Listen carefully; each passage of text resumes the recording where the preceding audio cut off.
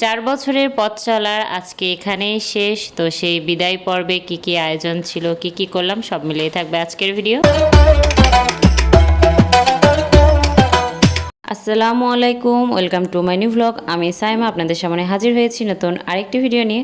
আশা করছি সবাই ভালো আছেন, আমি আলহামদুলিল্লাহ ভালো আছি। তো টাঙ্গাইলের রেস্টুরেন্টে আজকে মনে হচ্ছে লাস্ট আসা। তো এটা হলো লাজিজ কুইজিন। যারা আমার ভিডিও আগে থেকে দেখেন, লাজিজ কুইজিনের একদম ফার্স্ট থেকে আমার অনেক ভিডিও আছে। তো আমরা যে কোনো প্রোগ্রামে বা আমরা যদি বাইরে খাই তো দেখা যায় যে লাজিজ কুইজিনে আসা হয়। তো আজকে আমাদের ইনভাইট করা হয়েছে সব ভাইয়া আপুদের পক্ষ থেকে, যেহেতু আমরা টাঙ্গাইল থেকে একবারে চলে যাচ্ছি। তো ভাইয়াদের পক্ষ থেকে ছোট্ট একটা বিদায়ী প্রোগ্রাম বলা যেতে পারে।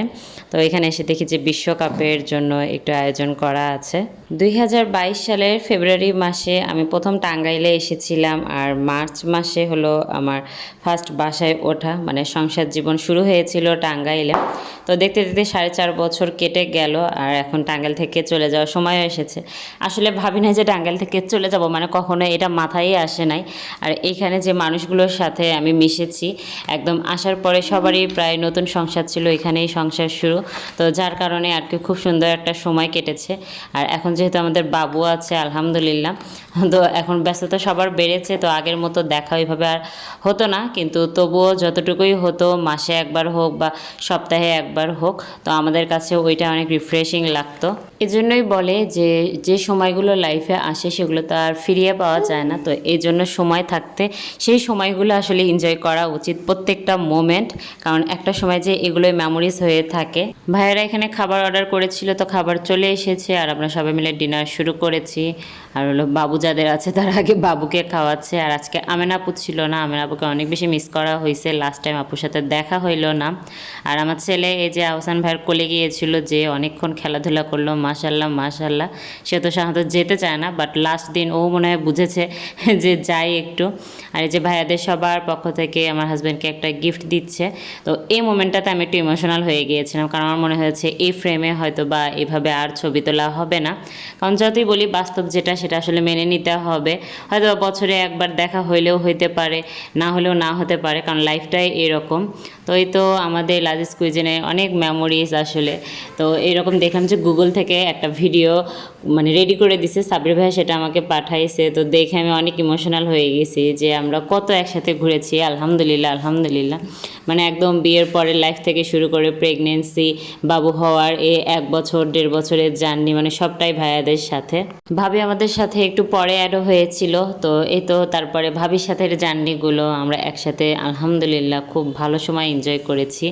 আর এই মোমেন্টগুলো আসলে অনেক বেশি মিস করব। আমাদের বাবুরা একসময় বড় হয়ে যাবে, তো ওদের তো এই মেমোরিগুলো মনে থাকবে না।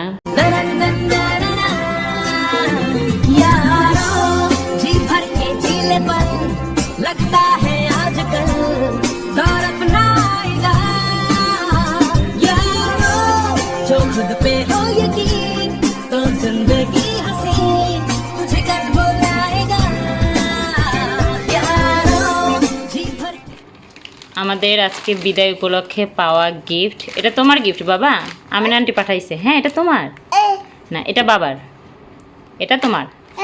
আমিনা আন্টি নাই, কিন্তু আমিনা আন্টির গিফট চলে আসছে। আমিনা আন্টি নিজে থাকলে ভালো হইতো, আমাদের দেখা হইতো।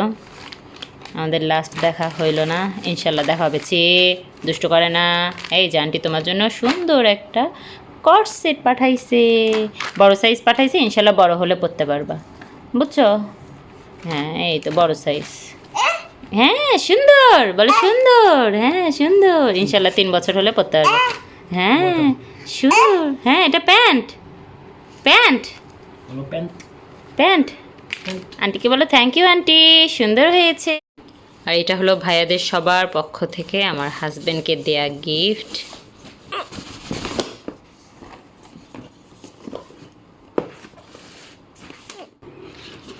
এখানে একটা শার্ট আর হলো প্যান্টের পিস আছে, তো মাশাআল্লাহ সুন্দর হয়েছে।